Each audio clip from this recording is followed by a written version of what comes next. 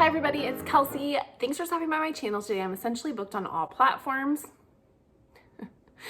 And today I'm gonna do the end of the year book tag. I like book tags, and I especially like this one because it's a good check-in with some of the goals I have. And as I'm looking at my stack of books around me that I'm gonna be talking about for this book tag, it's making me laugh because it's not a very realistic check-in because I have a very ambitious goal for the end of the year, as you will see. So this tag was created by Ariel Bassett, and it's just a few questions kind of assessing what you still need to read from previous goals you've set in the year, all that sort of stuff. So we will just jump right on in and get started with it. The very first one is, are there any books you started this year that you need to finish? And yes, there are. So I've been slow but studying A Promised Land by Barack Obama. It was 15 years ago this week that he won the primary for president.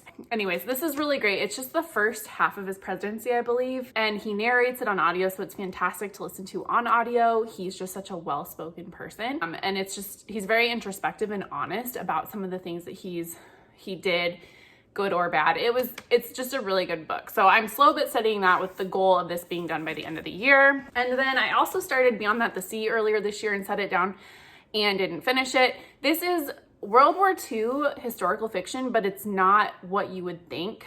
It's about a girl who, during the Blitz, a lot of families in London sent their children to the countryside. Well, in this one, they're actually sending their daughter to America, and she grows up with this family in America. And then through most of her formative years, and I think when she's 16 or something, she has to come back to her parents, and it's just a very confusing time in a teenager's life. I really liked it. I just set it down and I haven't had an opportunity to pick it back up, so I do want to finish that.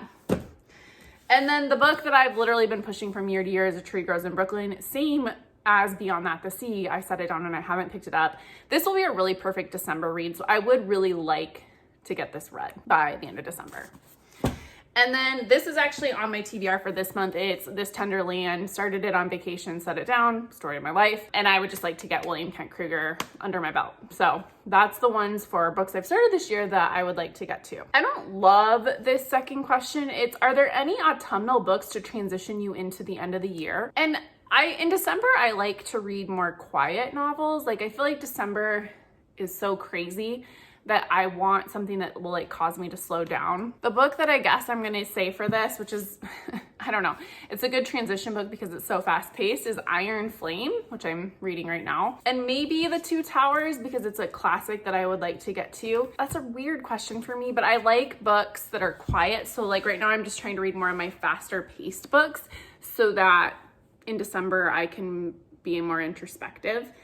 Are there any new releases you're still waiting for? Is there a new release from this year that you still want to get to? So I have a bunch of books on NetGalley, which really any NetGalley book that I can knock off my shelf, I would be happy about. So The Frozen River by Ariel Bassett would be one I really want to get to, which I hope to get to this month. There's a few NetGalley books specifically I would like to read by the end of the year. Whether that's feasible or not is the real question. So I have The Secret Book of Flora Lee by Patty Callahan Henry, The Postcard, and If We're Being Honest, that one's by Kat Shook. The Postcard is by Anne Buress, and it's a translated work, but I've heard really lovely things about it. So all three of those I would like to finish this year, but again, I don't know if that is realistic. Okay, so then the next one is, what are 3 books you want to read by the end of the year? And that is pretty easy.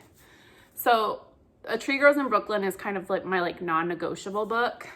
And then I really wanted to get the Practical Magic series done. I don't think I will, but I do want to read Magic Lessons by the end of the year. And this is a really quiet novel, so this will be good for December, I think. Actually, both of those really will. And then I would really like to read The Measure by Nikki Ehrlich because I have a lot of friends on here who just have loved this book, and I know a lot of people in real life who've loved this book. I actually have a plan for this book. So in December, my birthday is December 21st. And I am planning a solo reading retreat. We're just in the throes of parenting right now, a 3-year-old who has some sensory needs. And so it's been a really hard season. And I told my husband, I want to book a room for my birthday and just read for 2 days. That's what I'm doing. And he was okay with that, totally on board, which I'm so appreciative of. So I am definitely gonna get a charcuterie tray and some wine and maybe go get some of my favorite restaurants in town, but I'm staying at this super cute hotel and I'm literally just gonna read for a few days. It's gonna be awesome. But I've already created that stack, so these are books I also would like to read. I'm gonna share that stack now, and it will be funny because this is about a month out from that trip, and we'll see what books I actually end up taking on that. And of course I'll vlog that experience, but let's see what I've been pulling. I have a stack in my office where I'm like, this would be a really good book for my reading retreat. So The Measure is the first one. And then Her Majesty's Royal Coven is another one. I have a feeling these two for sure will stay. Like, I have no intentions on removing these from this stack. And then the other one I'm pretty sure I will keep is Louise Penny's Madness of Crowds, because I would like to get this series read this year. I just don't want to be caught up because I love this series so much, and I don't know, it's just a weird thing I'm having. But this is book like 17 of 18 right now. And then other ones I've pulled is Tom Lake by Ann Patchett. The publisher so generously sent this to me. This is just a really good, quiet, Ann Patchett's writing is so beautiful. I got this from the publisher from Avon as well. It's The Blonde Identity, and I know I'm gonna want some like brain candy books too to break up some of the heavier books I'll be reading during this trip. And this is kind of like the Born Identity, is that the right movie? But a rom-com, and it just sounds really fun. And then a few books that like I've had for the Modern Mrs. Darcy book club that I hadn't gotten to yet. So The Reading List by Sarah Nisha Adams. She actually has a new book coming out next year that I've requested on NetGalley. I would love it if they accept me. And then Kitchens of the Great Midwest. This is another book club book that I just haven't gotten to. So that's my initial stack for this weekend. And I have books on my Kindle too, like NetGalley books I'll probably use during that. But I mean, I did the 24 and 48 a few times prior to having a kid, so pre-2020. And I would read like 6 or 7 books in the weekend, where you read 24 hours in 48 hours. So this isn't like unheard of, but it's not totally realistic either. So we'll see. I'm a mood reader, so things could change, right? Okay, then the next one we're on, is there a book you think could still shock you and become your favorite book of the year? I would say yes, because a lot of these books are all like well thought out books that I know I have the potential for loving. So like, you know, This Tender Land I think could be up there. I've heard fantastic things about Love and Saffron, which I'm reading for a book club book this year. A Tree Grows in Brooklyn, possibly. And then probably of the two, I would guess like The Measure could possibly be in there, and The Reading List. So I don't know. That's kind of a hard question because I also could mood read my way to my next favorite book. And then have you already started making reading plans for next year? Yes. I'm continuing on with the book of the month thing, except I have re-upped my membership, so don't at me.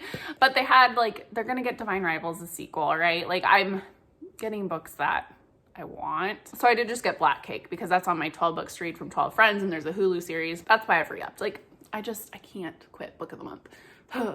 So I would like to actually like get caught up on book of the month. There's still quite a lot of books. And then I'm toying with the idea of a year-long reading challenge that I'm going to announce here probably in the next month, like in December. I just don't know the scope of it yet, but it will be geared towards reading your unread shelf because that's something I really need to do. I think after like accounting for all of my physical books, my books on my Kindle, audiobooks, NetGalleys, like I have over 600 unread books on my shelf, which is bad. So if I could focus on that next year, that would be really great. And then I would like to just do more themed reading on my channel. So I don't know what that will look like, but that's just kind of one of my goals, is to do more like reading 3 book of the month books, reading this, reading that for video content. So those are the goals that I have for the rest of the year.